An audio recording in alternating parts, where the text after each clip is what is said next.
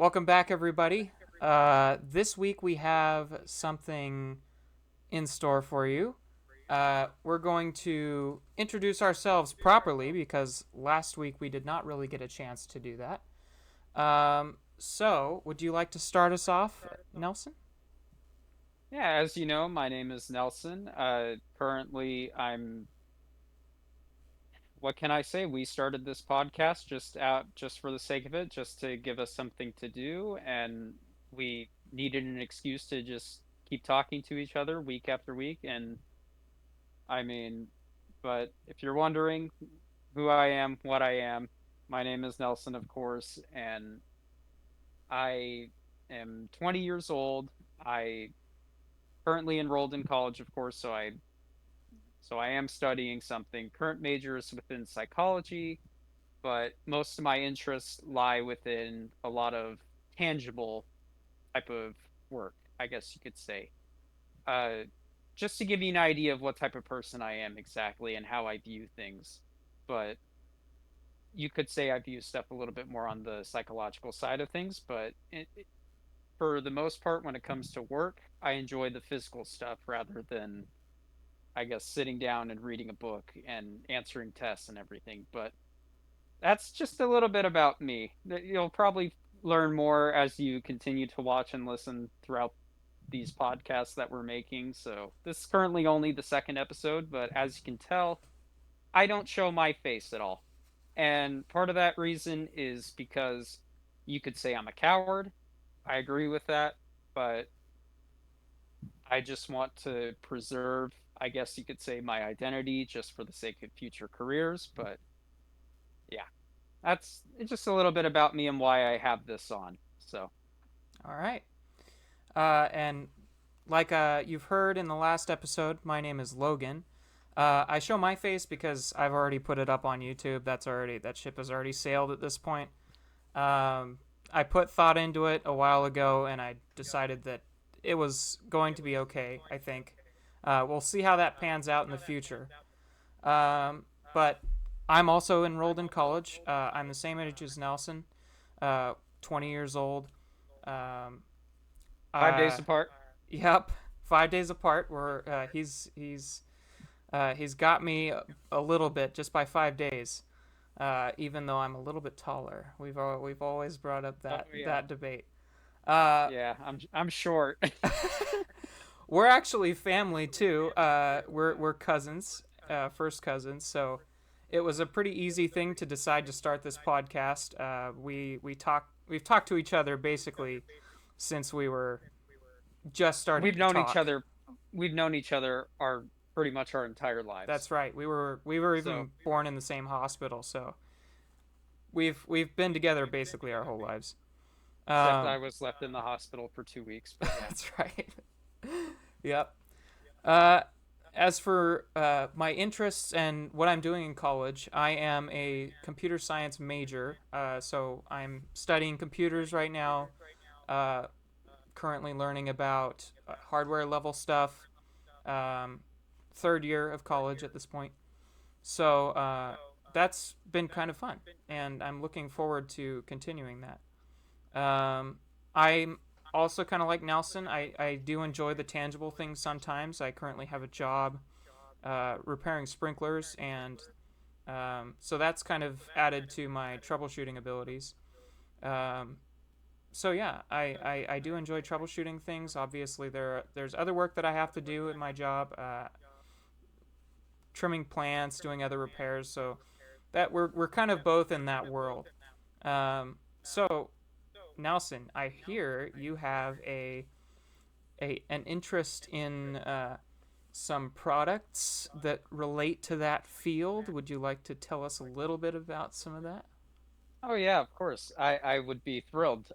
He by the way, uh Logan last week, he had to stop me from talking about this after we were done recording the first episode because he knew that I would just go on and on and on about this. But this was something, for me at least, you're going to learn more about me as we go throughout this episode, of course.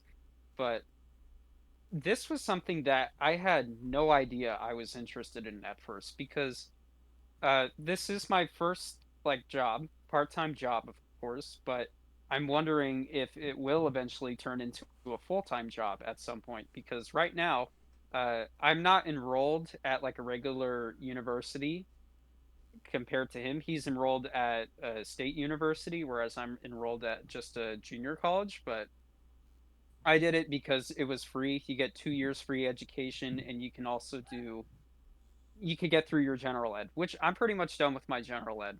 So now at this point, I'm at that stage where I'm just diving into different classes and also finishing my degree because might as well just finish it for the sake of finishing it. But I digress.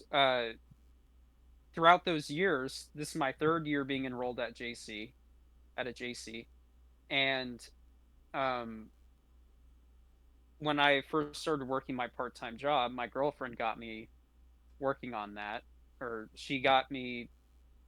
What's the best way of putting it? She She put in managed good to word some. for you. She did. She put in good work for me, and I wouldn't be here right now if it wasn't for her. So, I'm being honest. I wouldn't have any of this that you see back here. These Lego sets, these action figures, none of this. I wouldn't have this PC right now if it wasn't for her.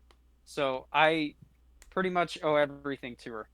Anyways, throughout as I first started working at my part-time job, uh, I was always curious of the machines and everything. I don't know why, but I was just drawn to it and understanding it and wanting to know more about like the mechanics and the internals of these machines. For us, we sell just like lawn care equipment, so that's your weed eaters, your edgers, your leaf blowers, uh, lawn mowers, of course, and we have pushback mowers. We also have the ride-on mowers. Really cool stuff. A lot of cool technology that goes in with that, and there's a lot of frustrating elements to it as well, because it's even for not just me, but for my coworkers at least. It's there's stuff that's new to them as well. Like even though, let's say for example, the battery stuff that we sell, because we some of the brands that we sell, it's Steel, Exmark, Echo, Skag, Honda, which unfortunately we kind of had to stop selling them. I'll get into that as to why, but um, there's so much stuff that within about a year and a half of working there, I've learned a lot, and there's a lot of stuff that I've been able to do, and I'm grateful for it. But uh, it's such a what's the best way of putting it? It's one of the nicest jobs to have, I would say, part time. And I'm hoping that with the effort that I'm putting in right now, it will turn into a full time job because that was my plan after I was done with this semester. So, but anyways, for man, I lost train of thought because I was just talking so much about it. But Well, uh, let's see. So you have learned a lot. That's what you said, right? So, oh yeah. a lot of people, I'm sure, would say, "Well, what is there to learn? It's just lawn care, right?" So, tell us some of the things you've learned. Specifically, I know you've been going into some of the small engine stuff. So, why don't you talk a little bit about that? So what got me into the small engine stuff essentially was, like I mentioned before, I was just naturally drawn to this type of equipment for some reason, and I was curious about it. But your question was, if I'm not mistaken, how does it work? Is that what you mean, Kind of, or yeah. Like, what have you learned really about some of what the have I? small engine stuff? Yeah.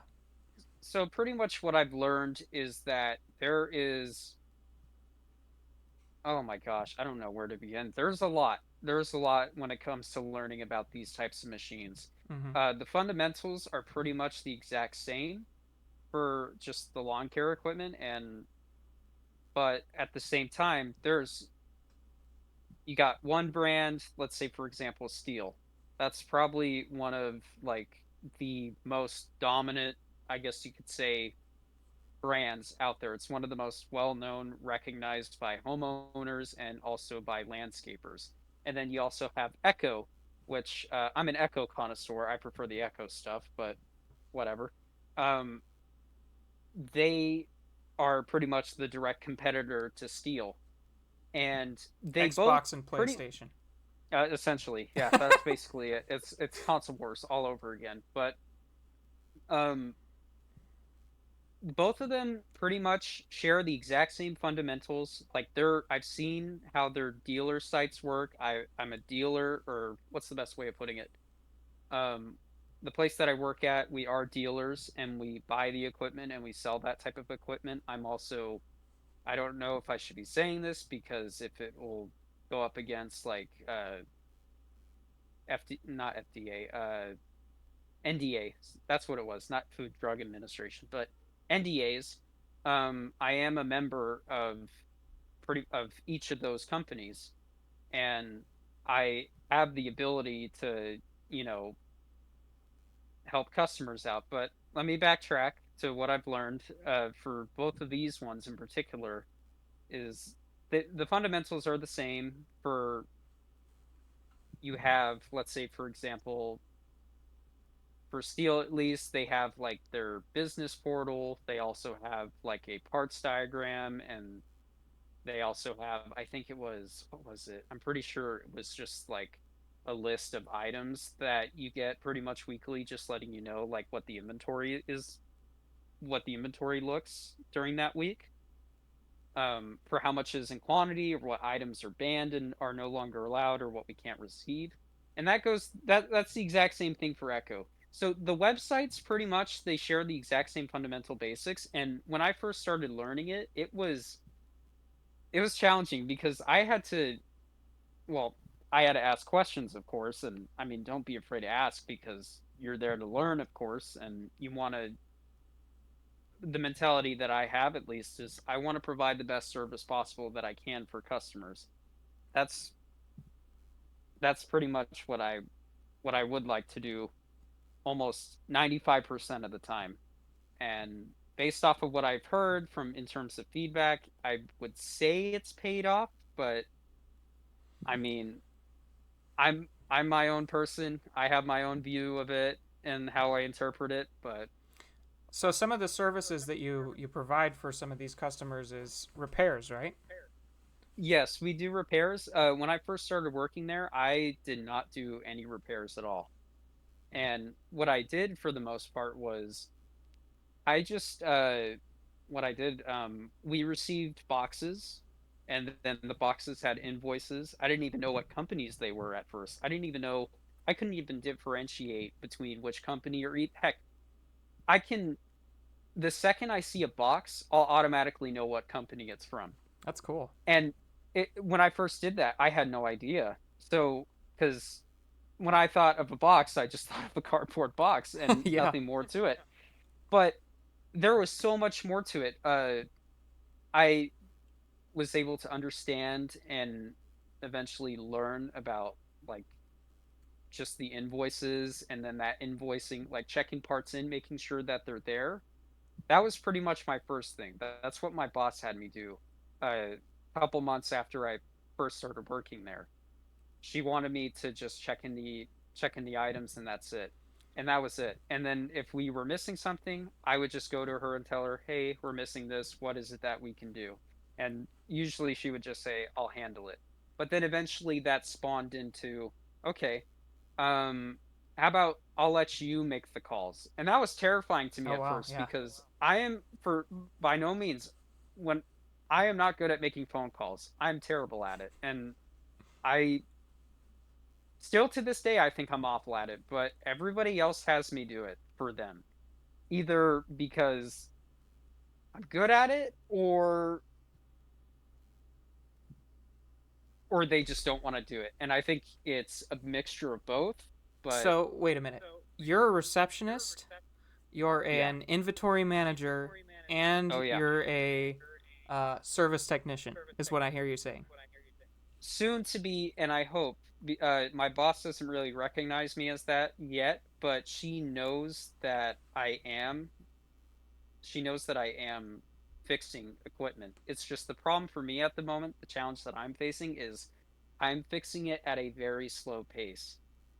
my biggest issue is troubleshooting, knowing Mm. exactly what the root of the problem is and why. Let's say, for example, customer brings in their mower. Okay. Um, Usually 9 times out of 10, they'll say, "Oh, it's not starting," and my brain automatically thinks to myself, "Okay, when was the last time you used it?" Because okay, if you've stored it for 6 months, chances are maybe it's just the carburetor needs to get cleaned, Mm-hmm. or it it could be a dozen different things. It Right. could be, but there's a lot of fundamental basics to work with, so that way you can kind of simplify the solution, or you can narrow down exactly what it is the problem is. And throughout trial and error, uh, when I first started trying to fix these things, and not try, but I obviously I fixed them, and I haven't had any, significant failures in the end as like a outcome. But um, That's pretty impressive. That's hard to achieve. it's 100% success rate. it's well, thing is, I you know this better than I do. I am a perfectionist. I Yeah. try to, and I as of late, I've always, or at least I do what I can to go with the mentality of striving for excellence and not perfection. So I up I uphold my standards, I would say relatively high, because I want to meet the demands that I set for myself almost daily. So I have a set list, and I try to check off that list almost every single time. For the most part, I don't, but um, and within that checklist, that list contributes towards, the actual work ethic that I have. And I do not want to do a sloppy job. I definitely don't, because I'll get fired. There's a lot of stuff that has happened over the past year and a half since I've worked there. We've had technicians that have come and gone, and I've seen some that were pleasant, others that weren't so pleasant, and I think in the end, and I this is what I believe to be true. I don't want to be naive or anything, but I think my boss is hoping that with what I'm doing right now at JC, and in terms of like this online schooling that I have, I think she's hoping that I'll someday ask her and say, "Hey, would it be all right if I apply full time and work as a full time technician?" Yeah. Chances are low, I would say, in that aspect. I would say, because I'm not really a certified technician, because for like JC, for what they offer, at least they have a list of classes that you can take in order to get like your associates, and it's mostly agricultural based. So We're in a I very mean, if I really agricultural area. we are that's where we're that's why there's a lot of success happening right here in this particular place that I work. Yeah. I mean, there's other places uh outside of this city that also, do repairs and everything, but Sure. it's not to the extent at which this place that I work, this shop that I work at, because we do a lot. Mm. And it's sometimes the rain, it's for me, let me say this. It's mostly three guys. So myself and then two other coworkers. And hang on, my mom just gave me a cookie, sorry. Yummy.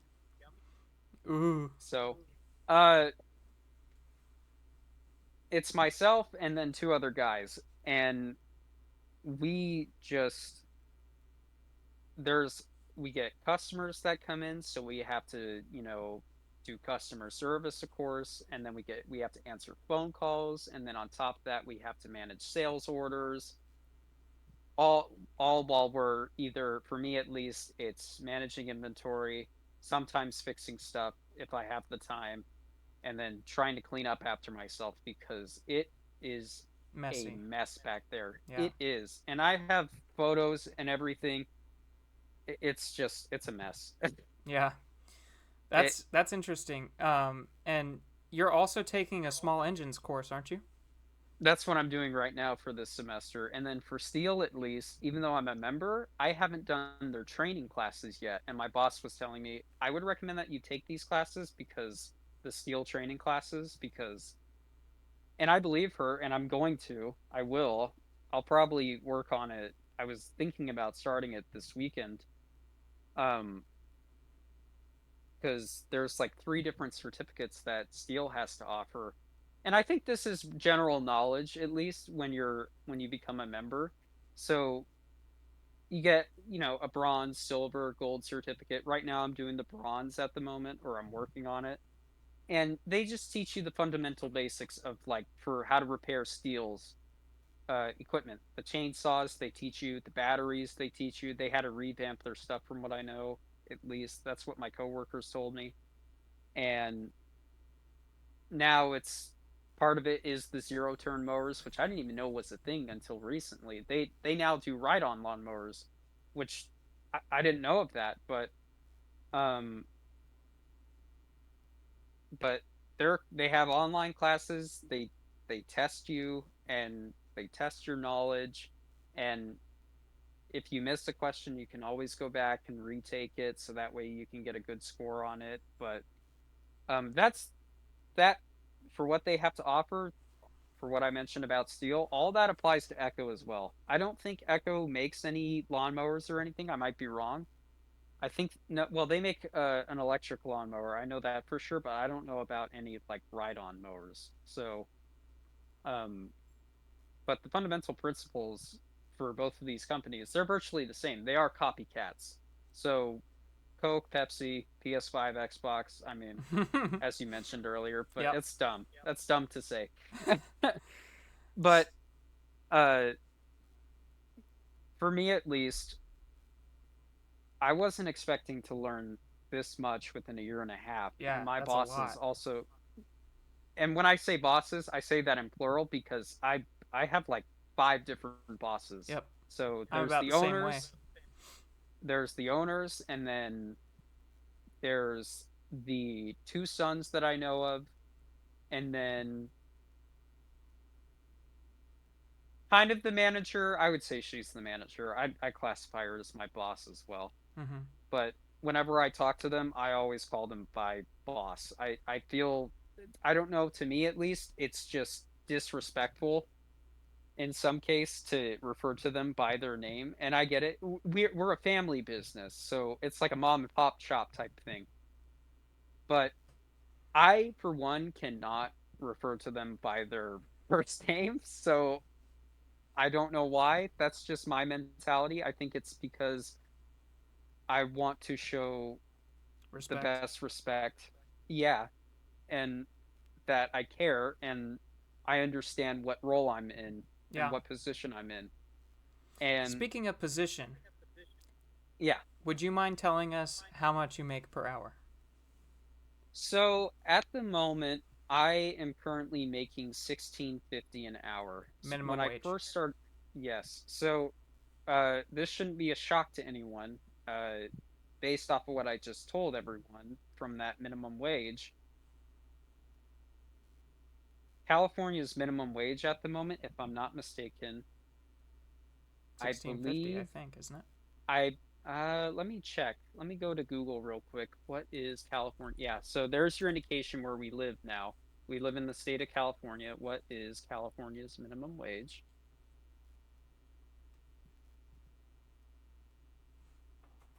For 2024, the California minimum wage is 16 an hour. Okay, that's 50 So cents less than I thought it was. I don't know if you can see. I don't know, Logan, if you're able to see my screen or Yep, anything, I've got but it up right now. okay. 16 So an hour. that's what 16 an hour. So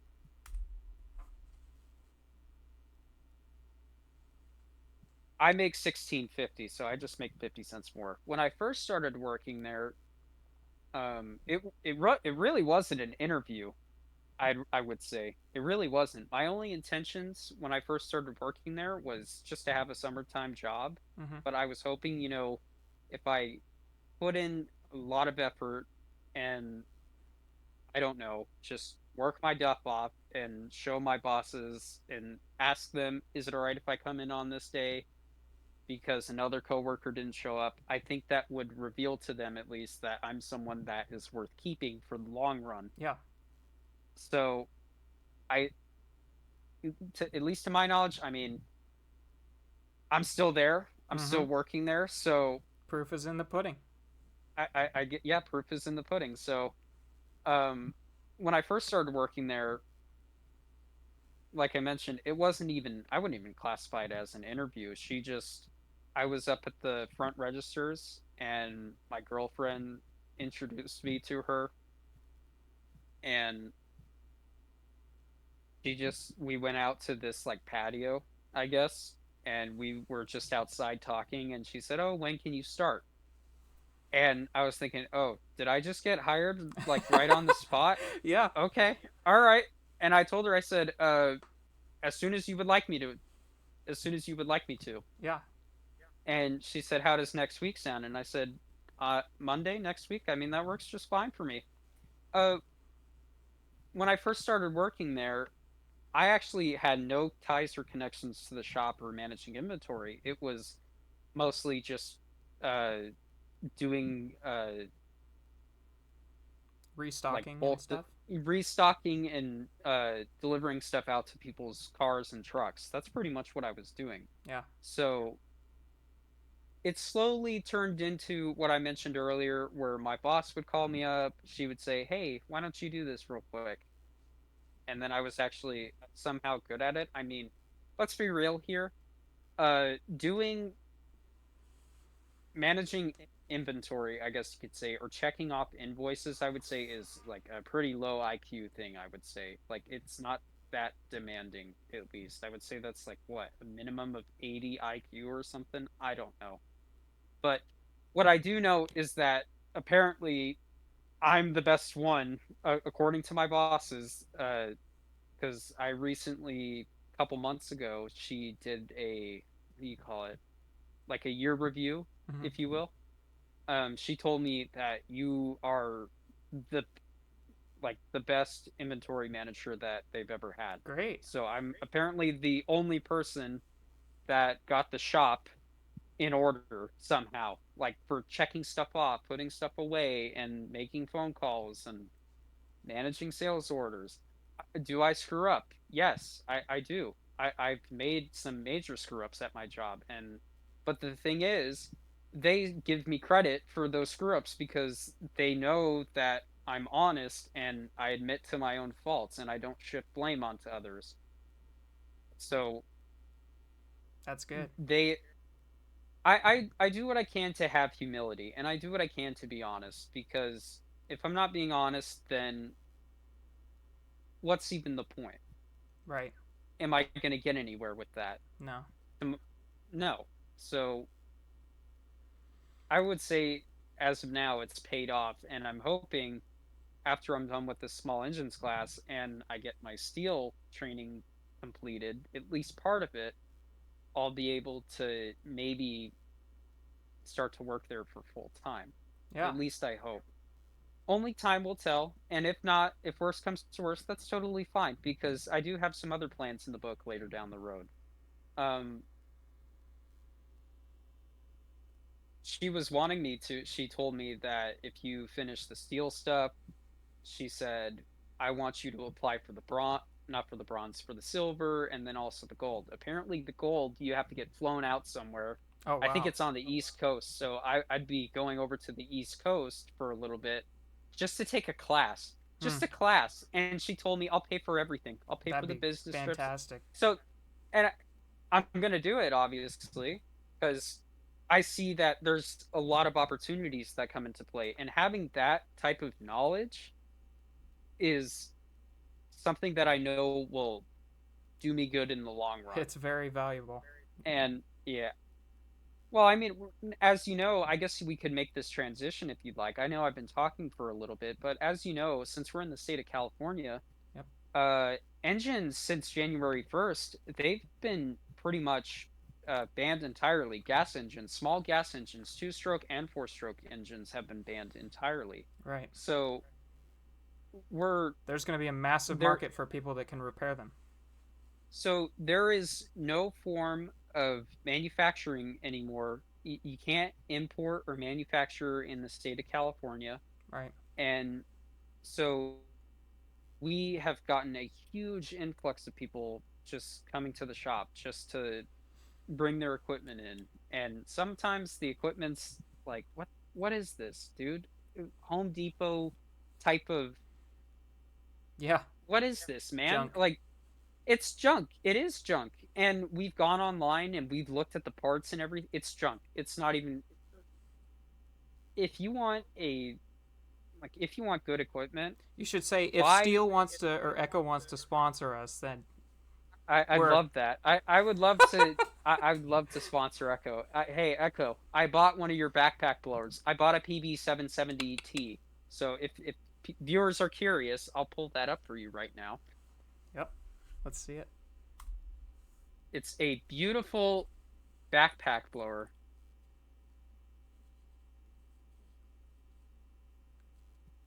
Ooh, This thing is a beauty. I love this thing. that's It nice. makes, because when before my mom and I, we had this like electric Ryobi leaf blower, and the battery would just it'd die in like 20 minutes. Yeah. So we were in dire need of an upgrade. But this one session, like 45 minutes, and I'll still be on like a full tank of gas. Yeah. It's crazy. That's crazy. And I They're remember your industrial. dad. I know. I remember your dad was telling me, "Man, yours is way better than mine," or Yeah. something like that. Yeah. Uh, So I I mean, remember you sent us the video with the SpongeBob music in the background, and you were going around blowing the leaves around. That was pretty funny. yeah. Oh my gosh. But I mean, like I mentioned, we're now in an era, at least, where California is now trying to, finalize this law, because previously it has been they've made attempts at banning it, Yeah. and they had to, revert back to selling it again. And then now I don't know. I hope not, at least, because it's gonna damage the economy, especially I don't know how these landscapers are going to be able to make money now, because they are dependent on efficiency. Yeah. That's just Well, they need to be able to do one after the next, one house after the next. They have to be able to continuously go. And when you're running on batteries, you've only got so much juice before you. And maybe they'd have to buy like a big fleet of batteries and have a storage house for them. But so. it's never gonna work out as well as gas powered. So for one of our companies that we work with, Xmark, I've seen it come in, and we've sold it, I believe, to one of our landscapers.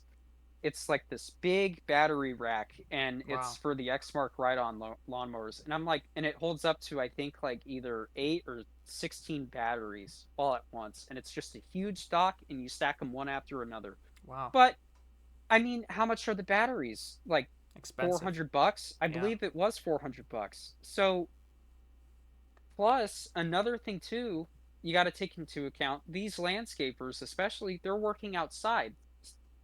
Batteries out in the sunlight, it's just it kills the batteries. It does. It destroys them because they're out in the heat. Yeah. So I mean, well, oh, you could just put it in the shade, but yeah, it's hot. The heat doesn't do batteries and heat do not do well together. They don't. It rots it to its core. So Right. that's why a lot of people now, as of late, or a lot of these landscapers, they are willing to say, yeah, I'll pay $600 just to get this fixed, just to get this one tiny thing fixed. I had a customer uh come in about I would say about a month ago or so, And bless his heart, I did what I can to keep the cost low for him, but I had to tell him, I said, look, I know Honda mowers are nice. They are really nice. If you want a good lawnmower, get a Honda one. Hondas are the best, but the problem is Honda stopped manufacturing them, so they no longer manufacture gas-powered mowers. And if you want one in the state of California, you have to go to Reno in order to get one. That's the best place to get one. It's crazy. And landscapers are willing to do it. Or they're willing to, like I mentioned, reinvest at least like $400 to $800 into a push mower. And this poor guy, I was telling him, I said, look, for to replace the transmission and to to fix the, I forgot what it was called. As you know, this is all still new to me, at least because you learn so much as you go. The I believe it's called the blade drive joint. So it's like a joint, and that's what spins the blades. It connects to the engine, and then it spins the blades. And his blade drive joint or whatever it's called, it was snapped. It was broken, so it had to get replaced. The ball joint snapped, and it Uh, was like $90, and that was the aftermarket part that's for crazy. Honda. That's a And lot of money. I told him, I said, look, it's going to be X amount of labor, and on top of that, the part is $90, and it's not even a Honda part. It's an aftermarket part. It's not even OEM. That hurts. And yeah, it sucks, and I felt so bad for that guy, but he said it needs to get fixed. I don't have any other options. I'm willing to put down that money so that way I could get it to work again. Wow. And I I mean, obviously, I put in the work, of course, and I made sure that it would run. But this poor soul, after he left, he had to come back, and it wasn't because, so it wasn't our fault or anything. What happened was, I guess there's this on the transmission. There's this little hook, and it puts tension on the cable, and it snapped, so he couldn't use his transmission at all. So he Oh had to no. come back, and in order to repair that, you have to take off the transmission Oh in no. order to put a tiny little bracket on. And normally, so for us at least, it's about $400 to repair Ooh. to put in to put in a brand new transmission, to swap out the old one and put a new one in. But for this, it was just a little bracket. So it would have been like 180 at most plus the part. And the part was probably like $20.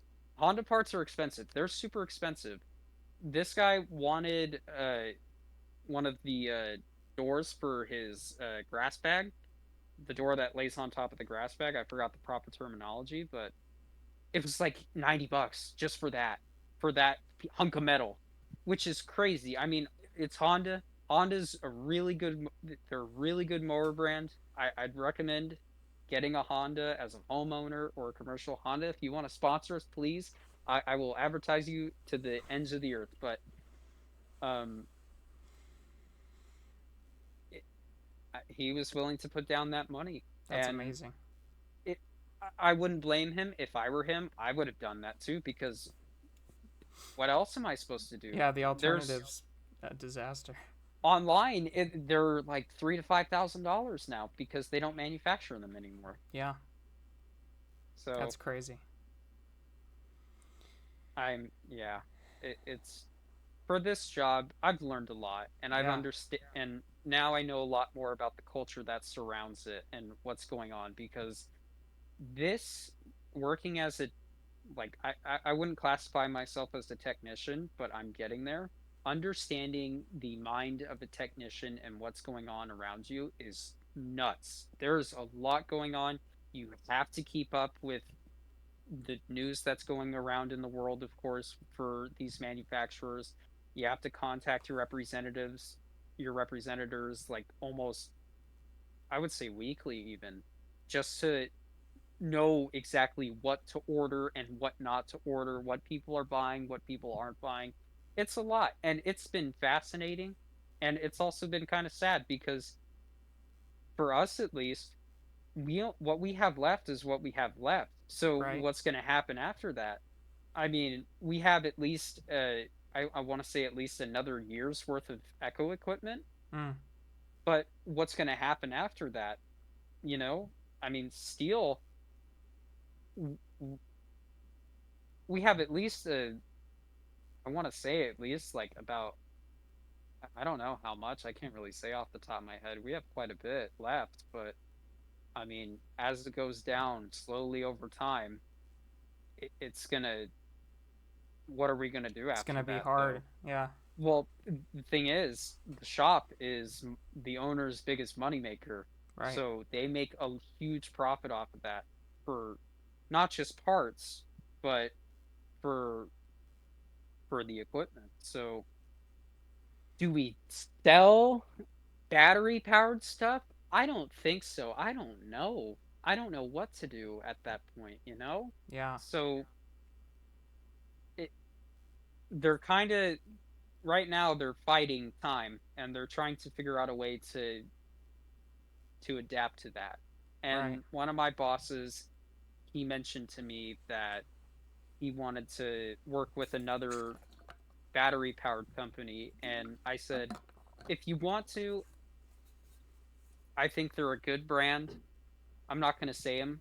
I'm not going to say what brand it is because I don't really think it'd be a good idea to some extent. It's a battery powered brand and I've used that brand before. I liked it, but the problem that I had, and I told my boss this, I said, the batteries went obsolete afterwards. Yep. That's They another went problem. obsolete.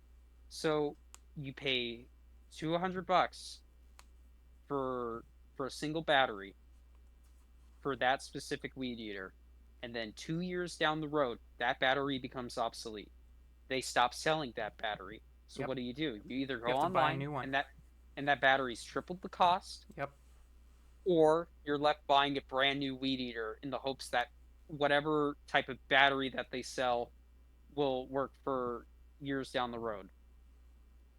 So they figured out a way, and it's kind of like Sony, I guess you could say, in some sense, where they figured out a way to create new problems that they Yep. can just sell as solutions. Mm-hmm. So Sony, I guess you could say, finally adapted to that, and Lord knows, I hope it never happens. I hope that Xbox doesn't do that. I really hope that they don't stoop to that level because the greatest thing about Xbox, especially, is that they have been accessible. And I know I'm going into a different topic, but that's the thing.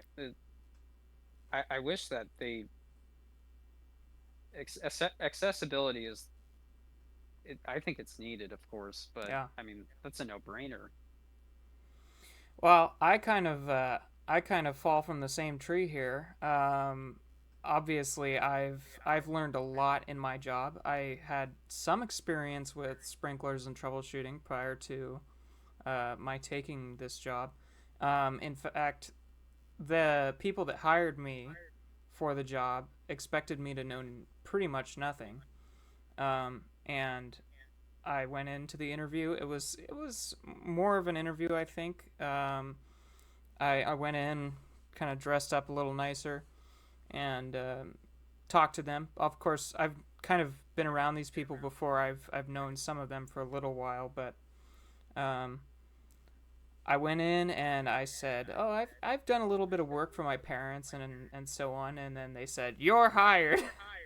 uh, and I've worked with an older gentleman who's, oh gosh, 86 now, and he owns a nursery and sells some of the some similar things to what Nelson's been working with, and he's been fantastic, and he's taught me so much. He's spent years and years in irrigation and working with plants, all of their needs. It's been an interesting journey, especially since I'm not someone that you would expect to be working with my hands a lot.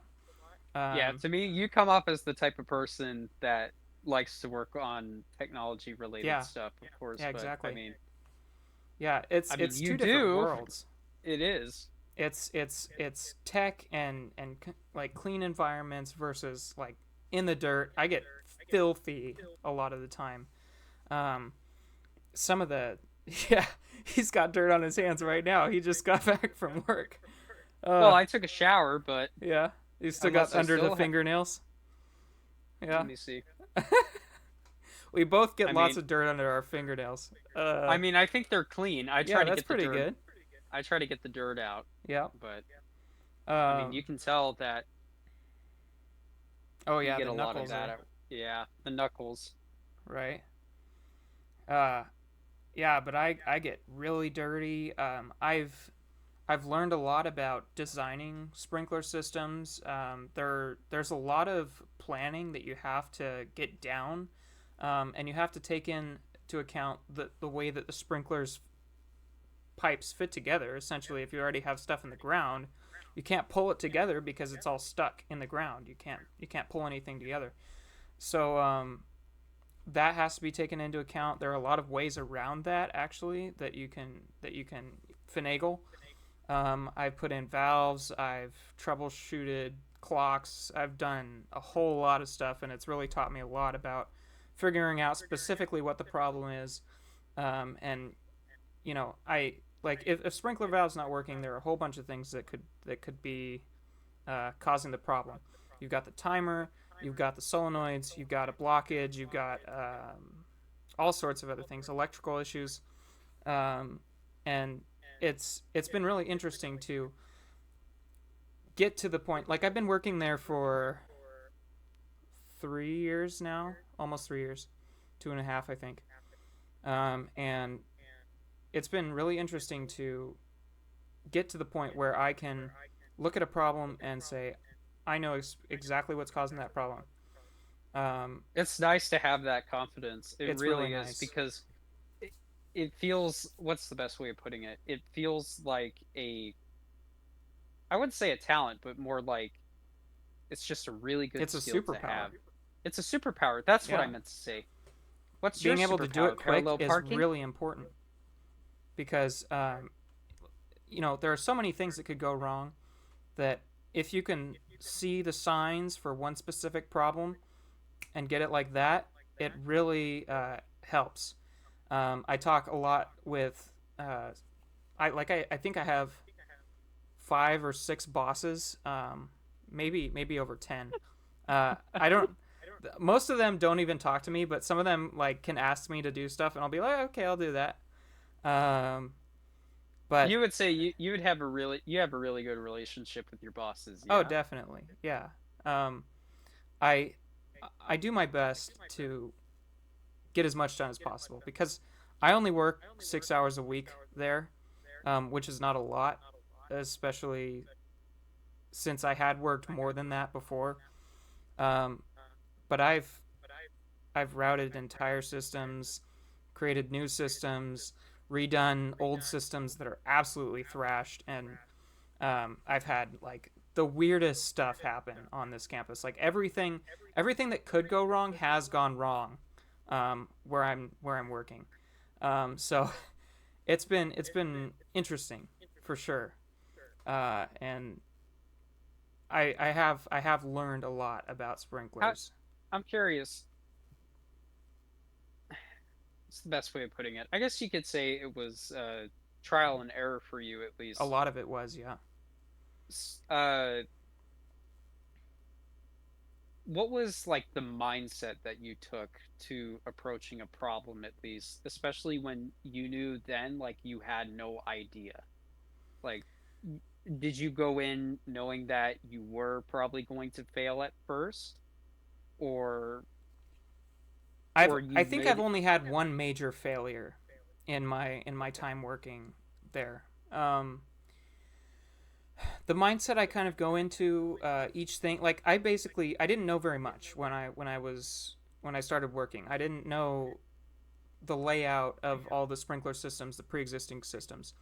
I didn't know what things were broken and what things weren't. I didn't know how much time things should be on for, and each station, each valve has a separate station, and it has a separate time, and it has to go on certain days of the week, and it's confusing at first. There's a lot to learn.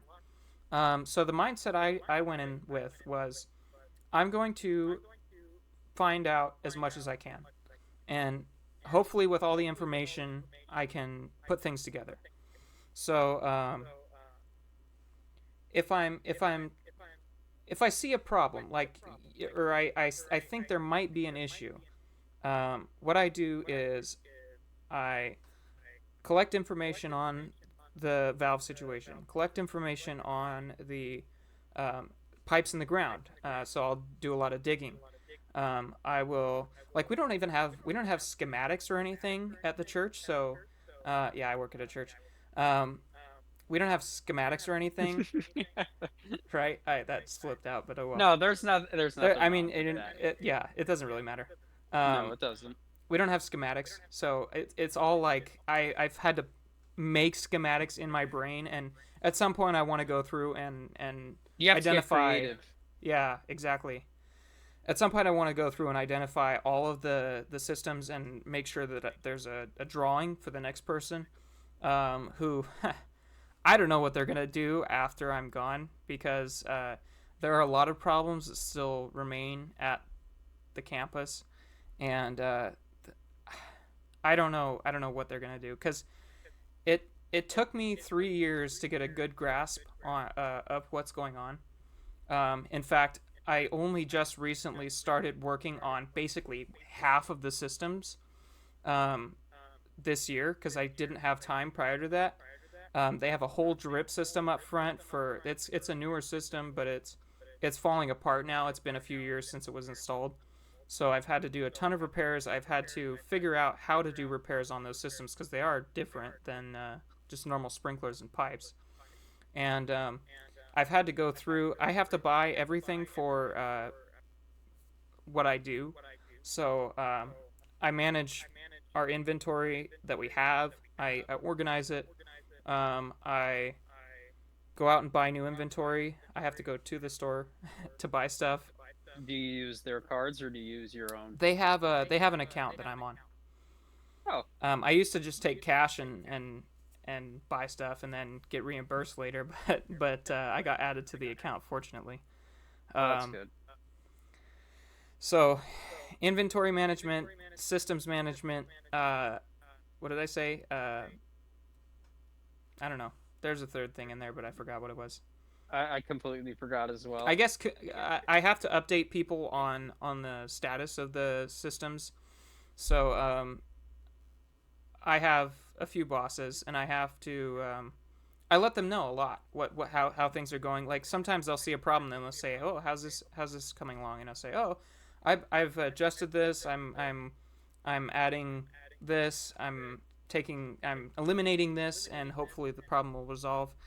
Um, and it's been a big process learning learning all this stuff, but uh, I'm hoping that we can get somebody, because I'm going to be leaving at some point. I'm not going. This is not a permanent job for me. Like Nelson, I'm only making 16.50 an hour. But that's not the problem. I'm not really in it for the money at this point. I need they need to get this work done, and they don't have You anybody want else the to replace. you want the experience. You That want too. something to Yeah. work with. You want to Yeah. show that, okay, I've been here for 3 years. I've gotten my hands dirty for 3 years. This is what I know. This is what I can do. Right. I have credibility. Yeah. Yeah. It's also good for, like, references if I ever want to get a job in the future, which I Oh yeah. do. Um, I want to show that I have adequate work ethic at the very least, and I try to get things done as quickly as possible. And as it's not just about being quick at on sprinklers. It's about being thorough and making sure that you're balancing those two aspects, because you don't want to be so thorough that you're wasting a bunch of time, and you don't want to be so quick that you're um, missing things and you end up having to go back and waste a bunch of time too. So it's all about time, and you have to kind of balance those things. Um, but I'm hoping that we can get in a new person soon, so that and have myself and that next person working at the same time, so I can kind of show them the ropes because there's plenty to figure out. And uh, I kind of want to test out my training skills as well. I want to see if I can train somebody because um, the guy I work with, the older guy, he's also planning on leaving, so there's not going to be anybody to really have a good handle on this stuff. And I think we got to get that sorted out. Do So they know that you're leaving eventually, or yes, they do. oh, Um, you gave them a notice and everything? well, I said, within the next 2 years or so, I'll I'm probably move on because I'm going to have to move away to um, I want to pursue a master's at this point after I get my bachelor's of science. So that's the next step, and obviously I can't stay where I am to get that. So I'm going to have to move away, and then I won't be able to help them out. So that's a big thing. yeah, that's I mean that's really good. Yeah, it's working. You can learn a lot working in a low entry level job. And there are plenty of entry level jobs as well. Like it's not just McDonald's and other stuff. Even like you could learn plenty in those jobs if you're outgoing as well. I mean, but the problem with that is, I mean, you could say this is hearsay, but I really don't think that McDonald's workers should be making $20 an hour. I Yeah, really they're don't making think more that than at we all. are, and we end up doing a lot more. I know we have a lot more experience going, and we've learned a lot more. Yeah, and We the other know how thing I to. think is we're both kind of in a self sufficient stage, right? Um, I would say so, yeah. at my job, there's not really anybody supervising me. I kind of just have to get things done, and they do check on me occasionally, but they're not like I get that pressuring me too, to do yeah. anything, right? Yeah. It's more like I have to identify the problems, fix them, and move on to the next thing. And sometimes they bring up projects that they want done, and I have to make that the priority. But I have to keep tending to my other tasks while I'm doing uh, those projects. So it's interesting, I would say, is to be kind of in a self-sufficient position. Like it's nice that we're trusted enough to be put in that place. To have that luxury because you don't have somebody breathing down your neck Yeah, constantly because to me at least I think it's where you've earned that respect, I right, would say. right. We didn't start there, I don't think. You've no, I for one did not. I Yeah, did have a manager. He left. He yeah, was a really good manager too. Everybody liked him. He kept everyone in check, of course, but he was friendly and he would joke around and he would be serious yeah, when it was necessary. And he helped a lot when it came to keeping, customers away from going to the back of the shop right. at this place that I work at. And now with him gone, it's gotten exponentially worse. It's a lot worse now, and That's too bad. I don't want to throw shade, but I will say this. We have a lot of coworkers that are lazy. You know this. I've told you and your dad this. Yeah, We have a lot of coworkers there that are completely lazy and they will just radio someone to do something for them. They will do that yeah, and they get paid for that. And even if my bosses find out about this, I'm sure that they know that it's true. I'm sure that they do. And I'm not trying to put them down or anything, but this is the type of on this level at least, this is what happens behind the scenes is they whenever they don't have, let's say for example, there's a lawnmower up front, a ride-on lawnmower. yeah, Okay, there's a customer. Hey, what's the price of that lawnmower exactly? Even though we've made countless solutions to counteract those types of problems, we started putting tags on some of the lawnmowers. We can't for some of them in particular because the prices are always fluctuating each month. It's frustrating, but it's something that I'm totally fine with because A, it gives me an excuse to talk to one of my bosses because I think they're great. I really do. He's downright hilarious. And B, I don't know what the point B was for, but number one, number two. Anyways, um, Oh my gosh. but they, the people up at the front, they radio us as a crutch Yeah, instead of actually going out there right. and checking They for a don't take price tag. initiative. I go out there, and when a customer asks, "What's the price on this?" I look Yeah. at the tag on the mower. This is the price, 5,400 plus tax. Wow. Yeah. It's look, it's not that hard. Yeah. It really isn't. And it speaks a lot to me about their work ethic. Yeah. And it just signals to me, even though you work there full time, you do not care. You Yeah. are putting in the least amount of effort, and you see absolutely, you're not there for opportunity. You're not Yeah. there to, not because you care. Clearly, you don't, and it shows. So, and I think I've gotten at least, my girlfriend says otherwise because she always tells me, "Oh, they always say great things about you." I doubt that. And part of that is because I hear a lot of gossip, and they go to me, coworkers sometimes, and even my bosses go to me to gossip. And Hmm. I don't like gossiping. I Yeah. really don't. We're And just I mean, talk. We're people like talking to people like us. I The kind of the quiet ones that just listen. I know, and we have to sit there and listen. It's like, you guys are Yeah. ridiculous. You guys are in your 30s, 40s, and this is what you do? Yeah. Really? Yeah, things Uh, are kind of the same way for me. People like coming up and chatting about other people, and I'm thinking, just this leave me is out of not. it, man. I don't Yeah, care. yeah. Uh, well,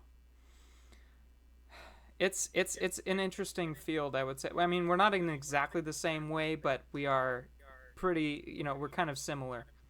Um, at this point, we are up to an hour. We Uh, are. so maybe another half hour or so. Uh, that was interesting, but there is one thing I want to talk about, and it's tech related. Um, so maybe we switch gears to that real quick. I would say so. Yeah, I think it's appropriate to switch gears real quick. Alrighty. So Is Am I looking on the stream right now? Am I clicking on this? if you would like to click on my stream, you feel free. Yes. Okay. Uh All huh. right. Very good. So obviously this is an article that we looked at last week. Hopefully I'm showing it. Yes, I am. And we saw that they launched the PlayStation 5 Pro Anniversary Edition, which we predicted would be very expensive. Did we get a final price on that? So the price point, actually, I don't know if you're still watching my stream, but let me switch scenes real quick. If you go to,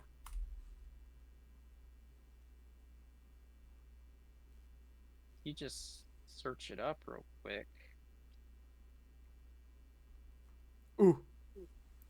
$1,000. Okay.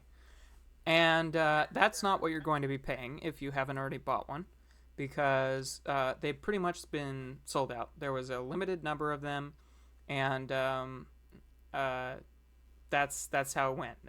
Scalpers bought them. That's always going to be a problem. They're selling for $4,000 or more on eBay, unopened, and that's just kind of how that's going to go. So You know going, what's, yeah, go ahead. no, what were you saying? I was going to say, well, I was going to move on, kind of. Oh, So okay. go ahead, say something. It's not a good deal. Yeah, That's one thing. right? But I will, thing is, however, it's a beautiful console. It really is. It's a beautiful work of art, and they're banking hard on nostalgia. Yeah, And also, I think I texted this to you. Um, Americans actually got the cheapest price point. We right. actually got it cheaper than most other countries because in the UK, I believe it was about 959 pounds. Yeah, So do the conversions. I think that was like what, 1,400 United States dollars, right. I think. Yeah. So So we definitely had it better. We did. We actually did. And here's the thing, Logan. I opened up a tab to see if it would be even possible to actually see if I could order one and Yeah. get one. I wasn't gonna pay for it because I already have a PS5, so I don't need one, and I don't see a need for this. This is completely unnecessary. You're not really getting anything good out of it except a couple of AI generated pixels, like whatever happened to native resolution. But anyways, um I wanted to see if it would be even possible to like add this to the cart. Yep. And after I was done in the queue opened up at 6 a.m. So Right. I woke up at 6 and I was lying in bed and I went onto the PlayStation Direct website and I got my ticket and I was put in queue. I was put in queue for I think like an hour. Oh my So gosh. I let my phone sit on my desk. I did my morning routine. I came back and I clicked on it and I was left on this screen right here. PlayStation 5 Pro 30th And this is just anniversary. pre-orders too. That's the other Yeah, thing this we is should note. and then currently unavailable. So I missed it. I wasn't even able to add it to the cart. And from what I know, I think it was 12,300 units, I believe. I Yeah, might be that wrong. sounds right. But I saw a guy on I heard there was a guy on eBay that said, "Oh, pay me $10,000 and I'll see if I can get it." Yeah, right? You're not even guaranteed it. I You're know. only like, what? That's crazy, It's dude. a crazy time we're living in, that's for sure. I know, and they know they can charge this much. Right. They know that. And that's what makes it sad because how much is the PS6 going to be I know. exactly? Yeah. That's even if we'll ever get there. I don't even know. I'll probably be dead by then, but Oh my gosh.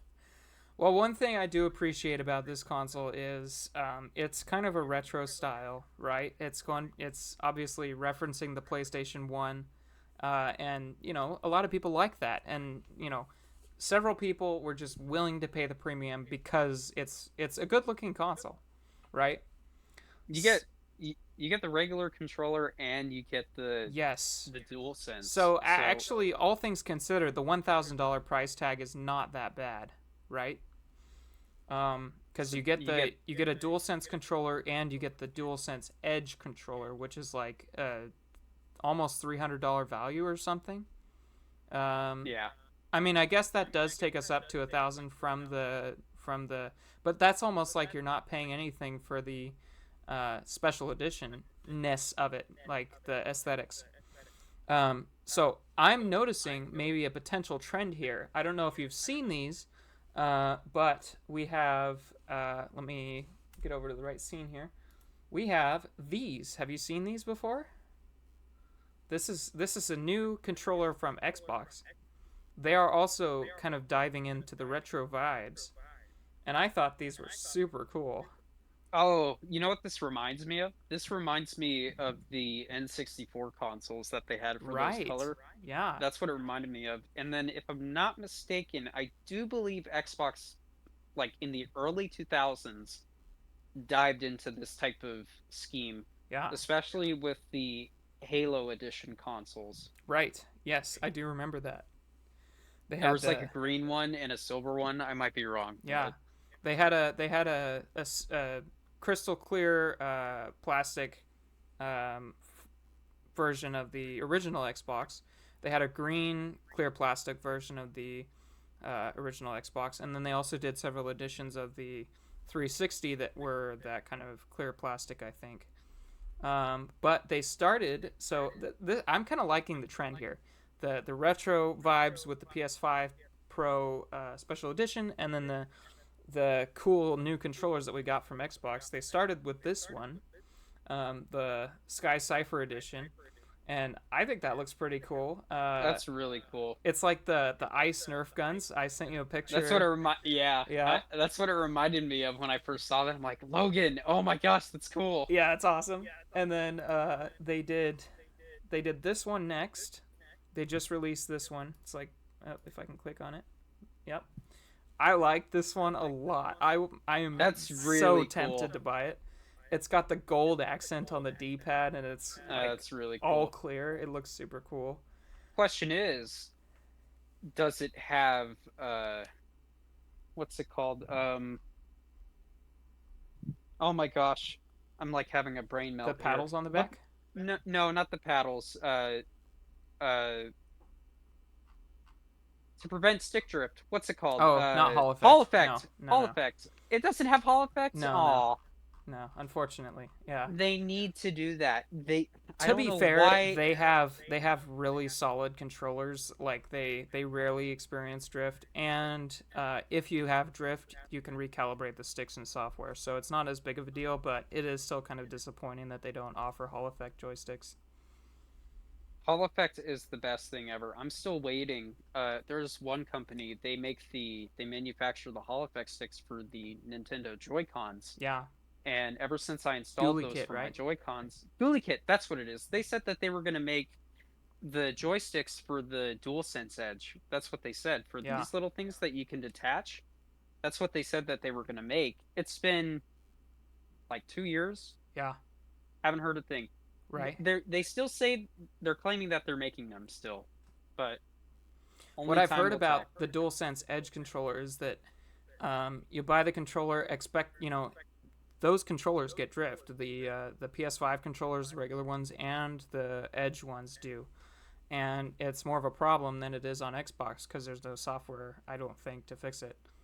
Um, No, there isn't, as far as I'm aware. Other, or maybe there is, and I'm not good at looking for it. But but people yeah. with the DualSense Edge expect to be able to replace the sticks if you get drift because you don't have to replace the whole controller. That's the nice thing, right?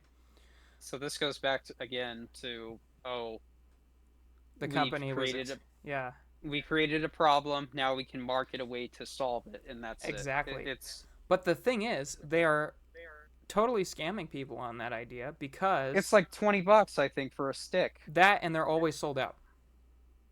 They don't have them in stock ever. That's what I've heard. Really? Yeah. I've heard that That's like very few people have these controllers cuz they're so expensive. But the people that do have them buy these sticks cuz they get drift. And the DualSense Edge sticks, or yes, on the PlayStation website, I've heard that it's almost impossible to get them nowadays. They restock them sometimes, but most of the time it's hard to get them. Let's see. You have the price up here. Let's oh my gosh, $20 currently unavailable. There it is, right there. you gotta be kidding me, dude. Yeah. So they totally scam people.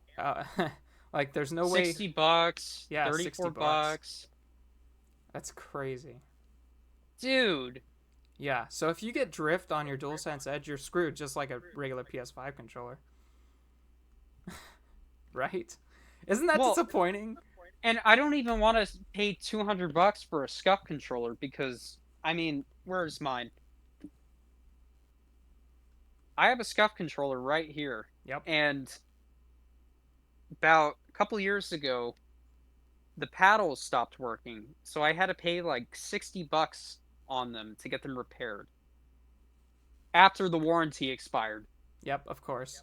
So, I mean, I'll give them this. They gave me new analog sticks, so that was nice of them. But So I would say that yeah, Xbox is doing much better in the controller department than I PlayStation agree with is. I agree with you on that.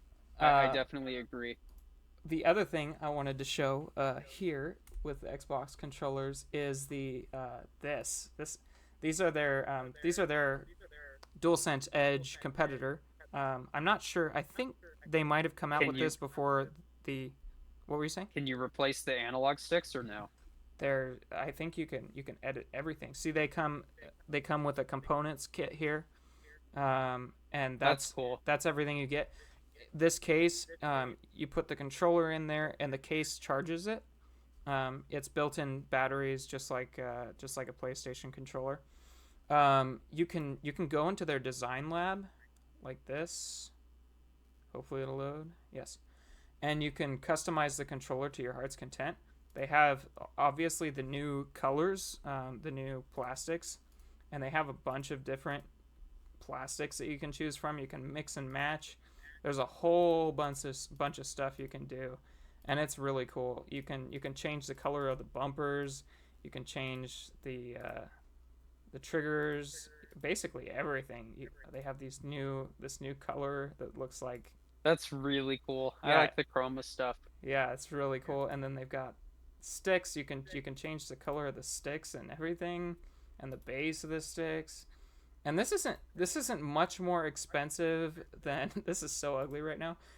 Joker controller. Yeah, You could change the menu buttons too. Isn't that cool? And then you can that's add really neat. text to the bottom of it here as well. And it's not that much more expensive than just buying a regular version of the controller would be, and you get to customize it to your heart's content. So I think that's really cool, and I really like the new plastics that they've added. I think they just give that nice retro vibe that is gonna make you That's feel really quite cool. happy when you're playing your games on it.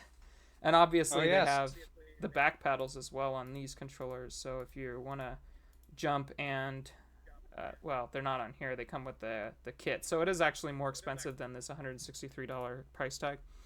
Because you go and get the kit as well, but they have the back paddles for them, and you can adjust the stick heights as well. So if you want to have like a basically a mouse click instead of a full trigger pull, you can do that as well. So that's kind of cool. But yeah, that's the main thing I wanted to showcase with this controller. That's Um, really cool. and I obviously, never knew of that until now. That's a lot yeah, better than the DualSense Edge, I'll say right. that. So yeah, Gosh. I hope this is a trend. I hope they continue to do stuff like this with the cool uh, anniversary edition, even though most people couldn't buy it and it's extremely expensive and there are scalpers and everything and there are problems. I hope that I they continue to go kind of a retro route with the gaming stuff. I hope they do another rollout of those. I really do. Yeah, I hope they would consider that. But man, that just sucks. yeah, it That's does. so underwhelming. It's kind of unfortunate. We haven't gotten any new games as of late for the I know. PS5. We really haven't. That's one thing. I mean, the Like I they this last week the Xbox did a giant showcase of games and they had a bunch of games coming out. They did a showcase in Japan, I think, and they showed off a crap ton of like Japanese style games. So they're really trying to appeal to that market, and that's kind of cool. They said more people in Asia are playing than ever, which is cool. And getting a lot of games yeah, on because Xbox now. that was a market that they were struggling with when the Xbox One Right. came out. Yeah. The Wii U sold more units than the Xbox One in a week. Right. Yeah. What was it? The Xbox One, I think in Japan sold like 100 units or something within one Oh, week, and the Wii U sold like what was it, like 6,000 or something? I don't wow. know, but That's crazy. So yeah, obviously a market they've been they're getting struggling with, better. and they're trying to target They're that market hard. they're getting better at it. Yeah. Oh, all right. Well, anything else to bring up on that topic? Well, speaking of retro, I mean, Oh yeah, I that's finally right. got my I finally got my PSP, so It's so cool. Uh, it's what so game? cool. It is cool. What games have you been playing on Here. I got my library right here. it? Oh, it's right on the shelf. That's awesome. It's right on the shelf. So just Okay. explain to them the Ha process real quick of purchasing this thing. okay. So, in terms of the process for me getting one of these, I'll explain what I did. I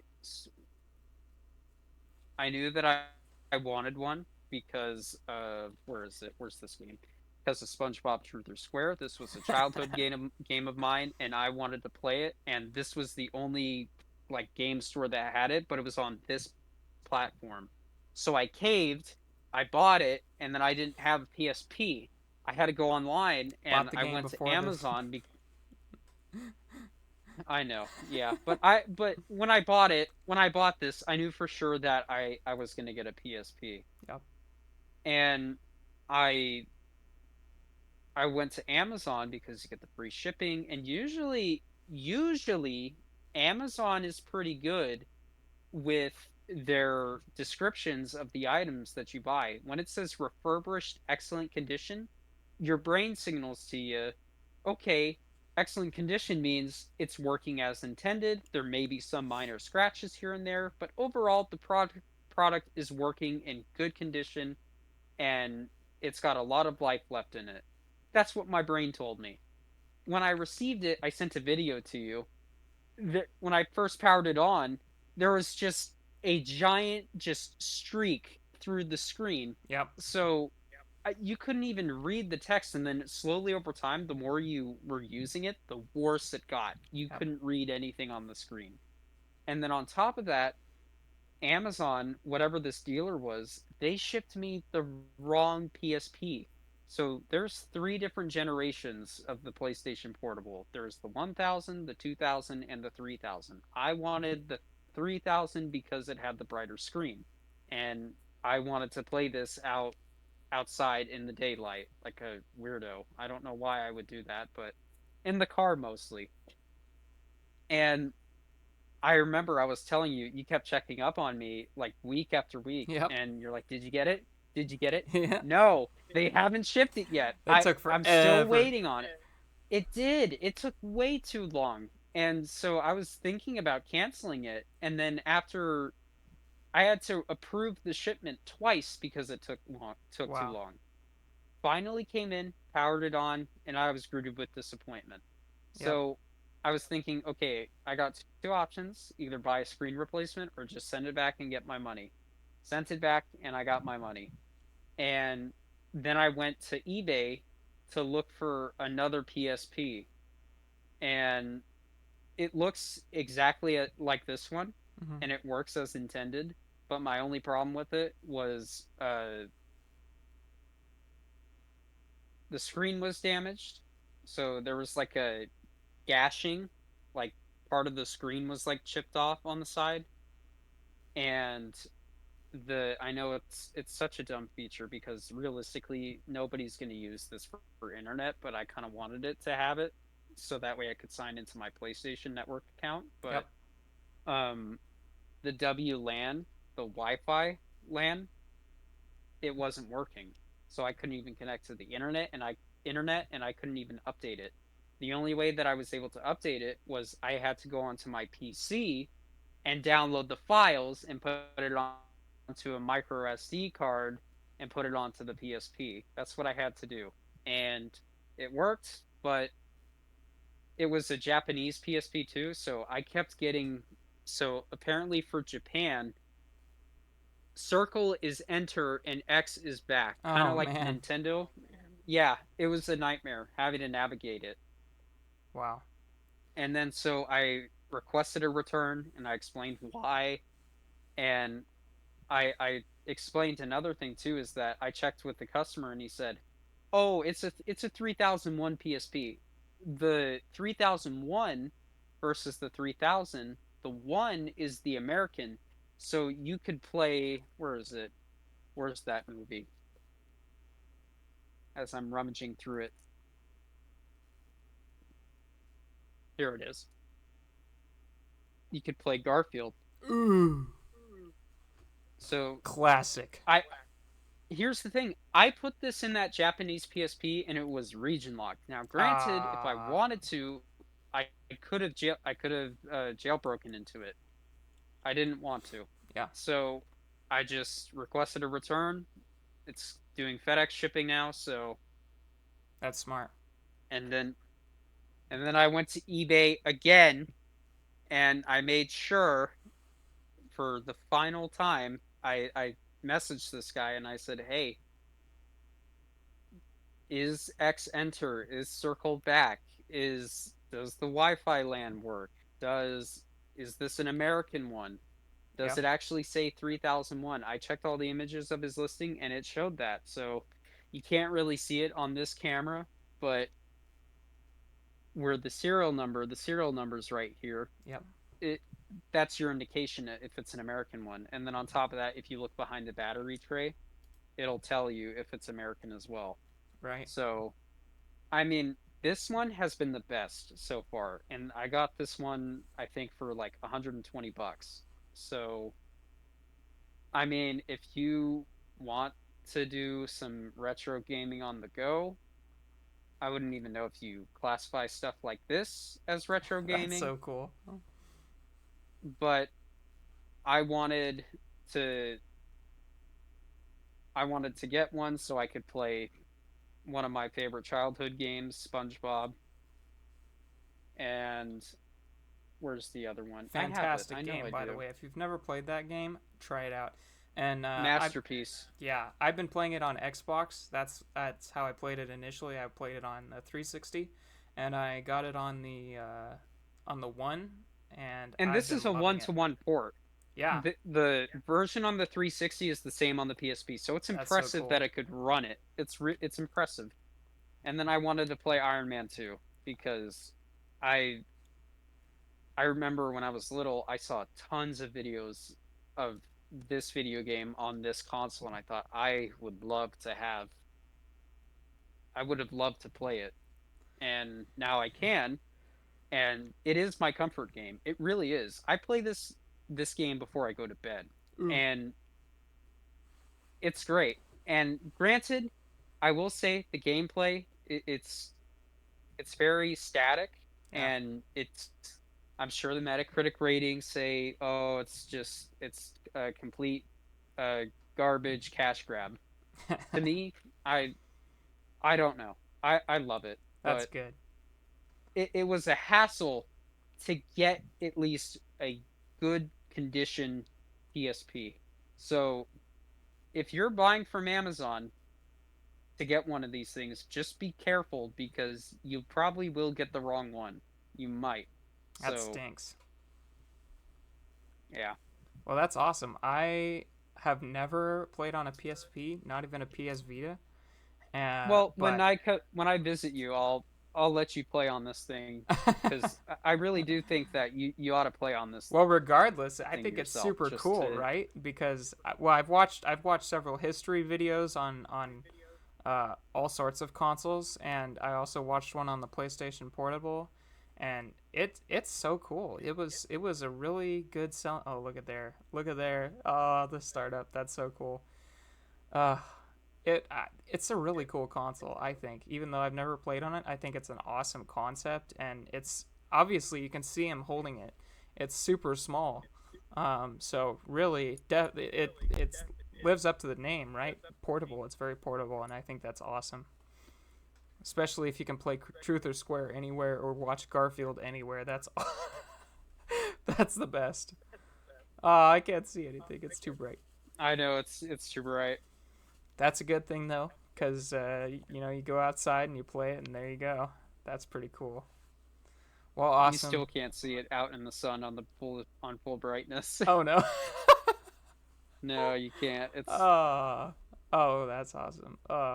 So it has little mini discs, right?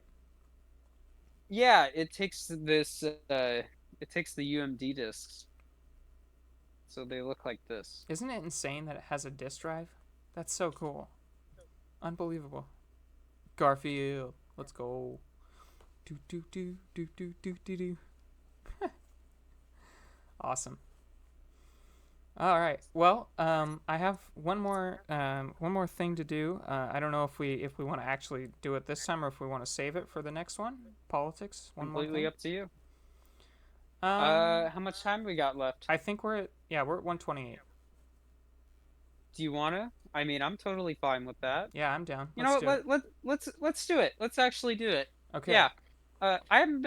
I haven't for this week at least in particular. I haven't really stayed up with politics all that much as of late. Yeah. So So fill me fair in if you warning, want. if you don't like politics and you just don't want to stay in any of this, I mean, this isn't going to be especially you know, crazy in any way, but like I if you don't like politics and you just don't want to deal with it, go ahead and leave. That's I mean, whatever.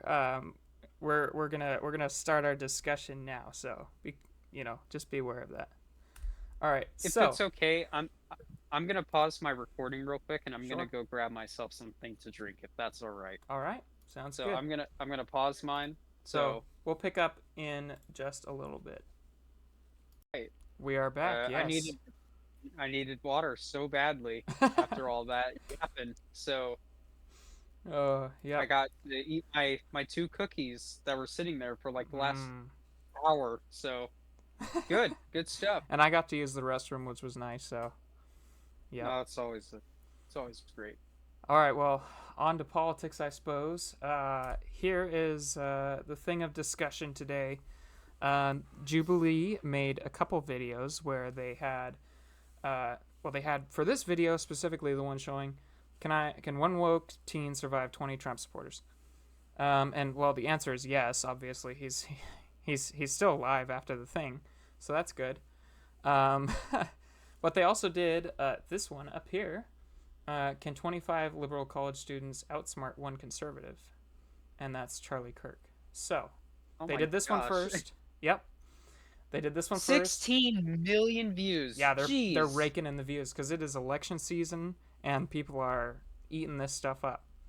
And then this one That's has 8 crazy. million, so they actually did get a few more from this one, but I think that's just because it's been out for longer. Maybe I the think that's name right. recognition of Charlie Kirk or something has to do with it. But uh, where do we start? I What would you like to start with? Because I'm going to be honest with you. I have not stayed up or been kept up with politics in a little bit. Yeah, So this is basically all I've had for politics this week. Is I've watched a little bit of these two videos. I made it 44 minutes into this one. That's a total of an hour and 42 minutes long. And then I made it an hour and 9 into this one, and it's an hour and 30 long. So uh, this one's a little bit longer, but yeah, they're tense. They're tense videos. You've got a bunch of people versus one guy. This guy, he's 19. I don't remember his name, but he's very smart. He's good at putting arguments together. And the same goes for Charlie Kirk. He's not nearly as young. He's what, mid 30s probably, and he's very smart. Good at putting thoughts and ideas together and making coherent arguments. Both of them are very good at that. Um, there are fact checks in this video, so if you decide to watch it, you can, I don't know, rest assured that at some level there are fact checks. But uh, you also have to take into account the fact that maybe the fact checks are not accurate. Um, that's just one thing you have to be watchful for. So, the format. This is the first thing that I have to talk about. Um, the format is they round up 20 or so people, all with relatively similar views, and they bring them in, and then they have one guy debate these people. The 20 people compete for a chair that's across from this guy, or this guy. They run to I the can't chair. imagine the amount of like pressure. Yeah, I can't imagine that that's a in big that thing. type of There's a lot of situation. pressure to get your Yeah. points across. There's not a lot of time. It is timed per subject, so they have a specific amount of time to get their points across, If and I it's a was in hard that thing to do. position, yeah, if I was in that position, my throat, it would be really tense. Yeah, Would just say that. and the thing is, there's a lot of arguing. This particular video, the one woke team versus the 20 Trump supporters was a lot more civil. There was a lot less yelling and less name calling, which is good. But you know, it's easy to get worked up in these videos, so I guess it makes sense. Um, Oh yeah. so I have a problem with the format of these videos. That's the main Do you thing that I'm taking do you think away. this is do you think that, whatever type of format you're about to describe, do you think that this is what a decent representation of like the majority of people here in America for like schools and universities, would you say? Or No, okay. So one good thing is about this format is you hear stuff from both sides. That's a good thing, I guess. I Um, agree.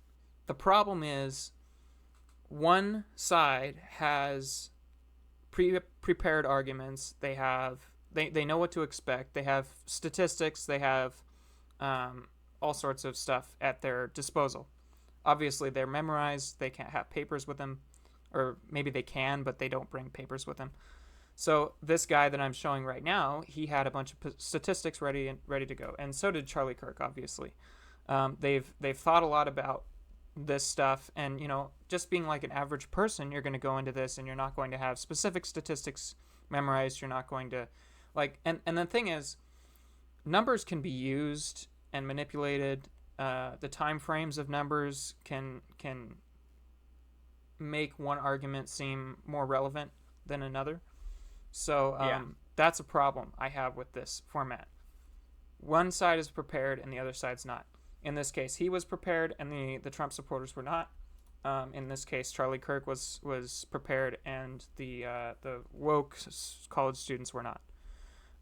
So it just makes it difficult to have a clean debate, because if Charlie Kirk says something, he brings up a fact, there's no way that anybody could know that's true, especially like and the time frame matters as well, right? So um I just don't like that about this format.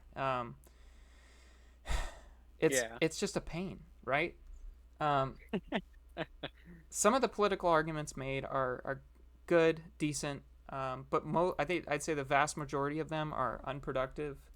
That no one's mind is being changed in any of these things.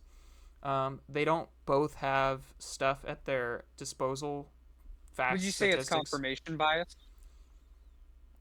Um, for whom? Both. You mean for this guy and the Trump supporters? Do you think they're Yeah. confirming their biases? Well, as in like, okay, well, you just mentioned to me that this guy, he has a stack of statistics, facts, and everything with him, while the Trump supporters don't. Mm-hmm. Do you think he's just going to use that to confirm his own bias? Well, I'd say yes, of course. Am I wrong, or I would say yes. I mean, the facts and okay? statistics only prove his points, right? Yeah, He's not going to bring facts that don't have anything to do with that what he's don't saying. that don't help his yeah. Okay, Right. so And it's all a the Trump no-brainer. supporters So can why would say I ask is, something like that? yeah. all I mean all I'm that's the starting to problem. see. I'm starting to see your yeah. All the Trump supporters can say when he brings up a fact is that's not true. That's all they can say, because they don't actually, like, they assume it's not true, or they think it's not true. Um, Maybe they've seen some evidence to the contrary in the past, but they don't. That's like completely depending on their memory. And if I were up there, I would say, I don't know. I can't attest to the accuracy of that claim you just made. It's based on something that I'm not familiar with, right? And the thing is, they get, especially with, like, okay, one thing I prefer about Charlie Kirk over this guy is this guy gets into the nitty gritty details. He uses specific facts to try to make an argument on his terms, and these aren't things that the conservative Trump supporters have been exposed to before. So they can't Hmm. really argue the point because it's not something that they're familiar with at all. Um, Charlie Kirk brings up moral dilemmas more than anything else. He he basically tests the morality of these people, and obviously he'll bring up facts and statistics that support what he says that they can't you know go up against because they have nothing to go on. But I think Kirk did a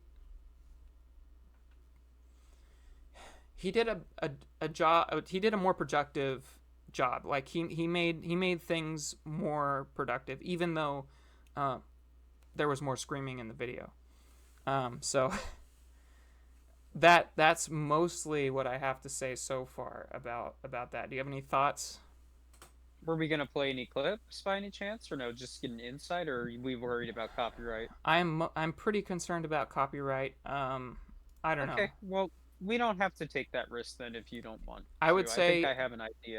definitely, if our watchers have a chance, they should go check these videos out, because I do think that they point out problems in our current political landscape, and they also like showcase some of the problems with debate as it stands. Like, this is these aren't fair debates. That's what I'm trying to say. They're one sided, both of them, and they both.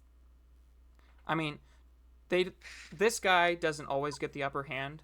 Um, you know, one thing I didn't like about the Trump supporters in the video was that they could not let him talk.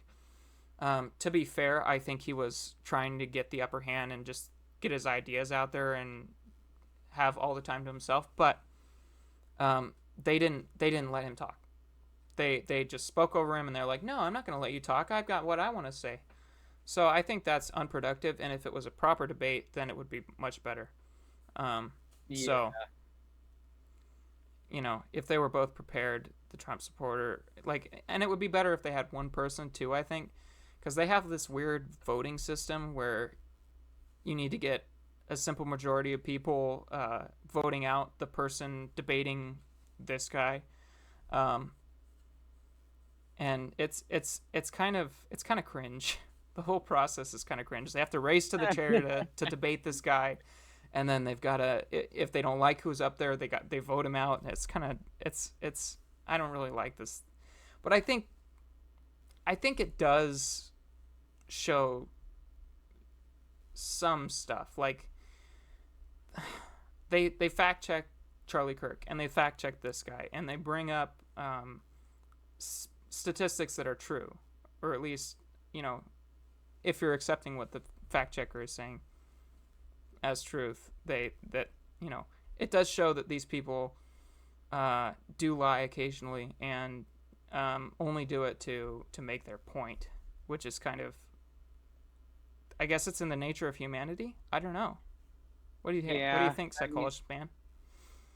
well, I am no psychologist, I will say that. Psychologists, I mean, that's my associates, but that doesn't mean I'm doing that for the rest of my life. But what I will say is, eh, I guess you could say it's like what Jordan Peterson said, tell the truth or at least don't lie. Mm-hmm.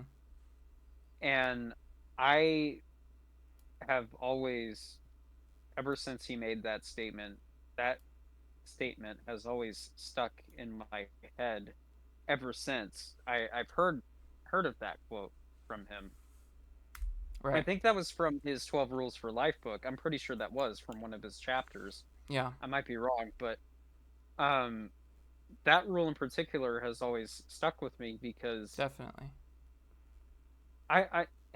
it's like we can go back to, our conversation that we had earlier about our jobs and everything, is that we have the mindset where we want to be honest and put in our best effort, and we want Definitely. to ensure and deliver that we are, you know, at a surface value, and also within our the values are pretty much the exact same, and there's no like ulterior motive, I guess you could say. Yeah.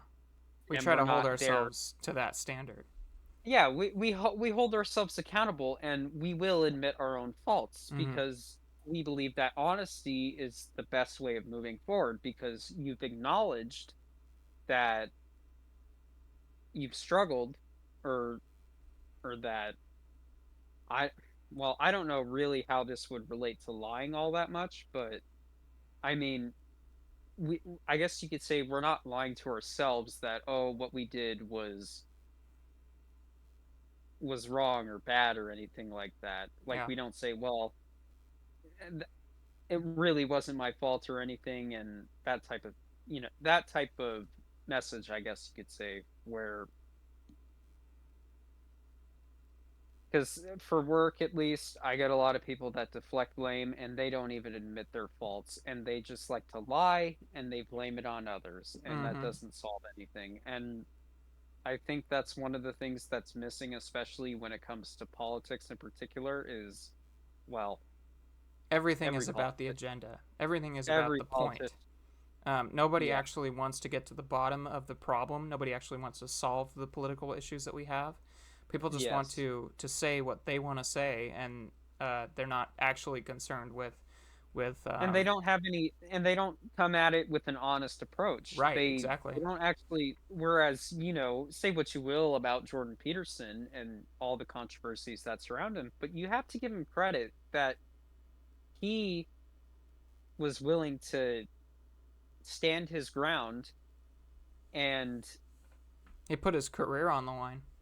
he put his career on the line, so that as a form of showing that I am a person who puts in the work and puts in the effort, and wants I'm someone who wants like a honest answer and a truthful solution, or understanding the truth, you know? Hmm.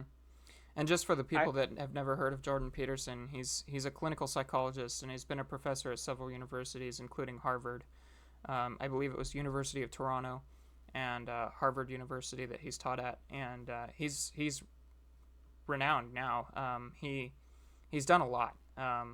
He's in his 60s, I believe, and he dives into philosophy a lot. This you can see him on Nelson's screen, and he's done a lot to analyze the mind and how society is working. Obviously, in the last few years, he's gotten more into politics because that's just kind of how things go. But um, it's just the nature, and I wouldn't even say that to, if I'm being honest, I don't think he got himself I don't think he put himself into politics. I think politics and the people that are within politics, I think they got him wounded up yeah, into it.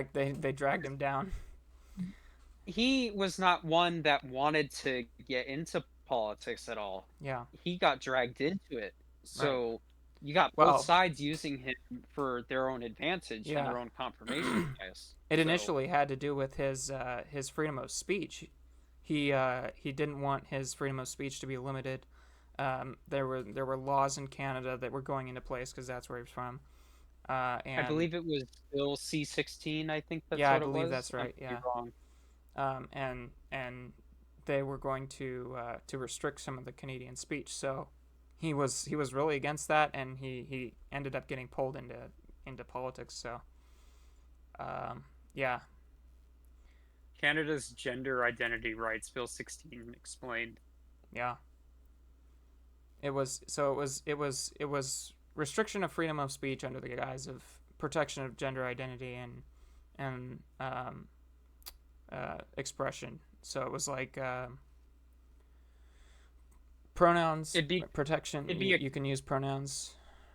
it'd be considered a hate crime, I guess you could say, if Right. uh if you didn't abide by that person's pronouns. Yeah. So So I see Jordan Peterson as someone who is wise, maybe who is not always correct on the political stuff, because nobody yeah. can be, but he's full of knowledge and definitely worth checking out if you've never heard of him. He's especially if your life is in a place that you would rather it not be. He is very good at putting people's lives in order. Like we said, he was a clinical psychologist for a number of years, so he worked with people and helped them directly improve their lives. And he did it through a psychological perspective. He would talk to them about their situation and help them figure out things. So if you're someone like that and you've never heard of him, definitely go check him out. Um, and even for me, he's definitely improved my life in several ways. Um, I'm definitely more willing to do things the right way and get things done uh, when they should be now. Uh, like even just making your bed, he's talked about making your bed in the morning, and I think that's something that's really important. And if you go watch him, you'll find out why. Yeah, to me at least, he strikes off to me as someone who wants to be the voice of truth. Yeah, And that is something that I anyone should always admire that. yeah, anyone should admire that, If I would someone's say. striving to only speak the truth, that should be admired because there are objective truths.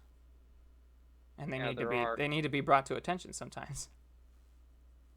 Well, I think the problem, especially when it comes to, a lot of topics that surround the truth, of course, is that people like to claim that they are speaking truth about stuff that they don't even know what they're talking about to Yeah, begin with. that's the I, problem with I the world is things are it so is, complicated, there's and no honest it's because people are sometimes too it's scared. impossible to get to the bottom of the truth. They're too insecure to admit it That too. because Yeah. they don't want to be viewed as someone who is not intelligent and isn't a critical thinker, if you will. But Yeah. that's So, the thing. For customer service, I will say this. I If I don't know the answer to something, I will say, "Look, I am no expert in this matter. Let me just talk to my boss. He'll yeah. know that I can know." So that way it'll be a learning experience for both of us. Right. So Yeah. I will say that. Yeah. That's smart. Uh, there's no shame in saying I don't actually know the answer to this. And I think, going back to the Jubilee video, I think a lot of people should have gone that route. I like it's clear that a lot of these people didn't know what they were talking about in both videos, and it's it turns into a disaster when you try to claim things that you don't know about, right? And I feel like some of them just want to contradict whatever the other party is saying. Like they don't really care whether it They has want to be morally justifiable. right. They want to be seen as people who have the moral high ground, right? So that's their main goal. Their main goal is not to improve our situation, our country's Yeah, situation. Their main goal is to put themselves up, lift themselves up. And I think that's a massive problem with and politics. And I put down think it, the other person. yeah, I think it pervades like politics all over the place. So that's my political commentary for today. Do you have anything else to add? Not much. I think I would call that a wrap. That was pretty good, I would say. Yeah. All right. Um, Well, we are, what is it, for on our second episode right now? I'm an hour and 50 in. So yep. That's plenty long, I think.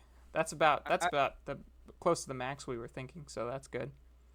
I think that's good for me. Yeah. Now I gotta figure out what what type of intro to work with an outro. I Yeah. think what I described to you, the audience will see it. The viewers will see what it'll look like in the beginning and the end of the podcast. Yeah. So This is our second podcast. We are planning to do more.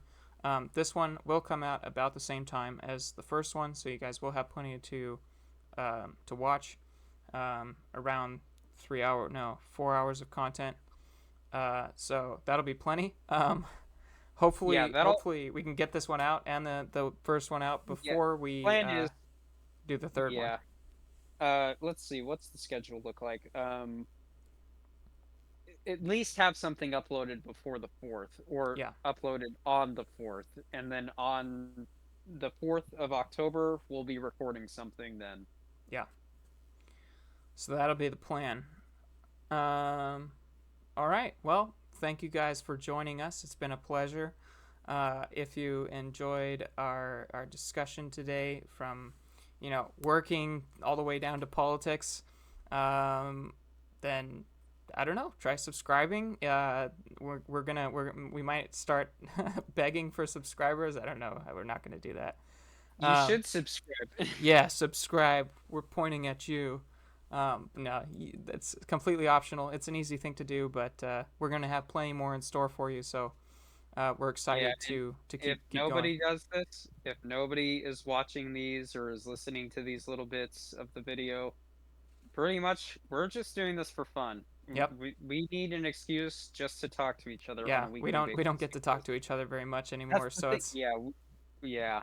So we need an excuse to talk to one another, and I think this is great. I think this is a good format. I love it. So All right. Well, we'll keep trying to improve things and make the experience better for you guys on the YouTube end. And that's it for give this us one. feedback if you want. Yeah, Yeah, leave us any feedback if feedback. you'd like in the comments section. That also boosts the algorithm. So if you have something to say, especially like politics can get kind of hairy. So if you've got something to add for the politics section, then feel free. We're not going to take anything personally, and we'll try to keep it civil.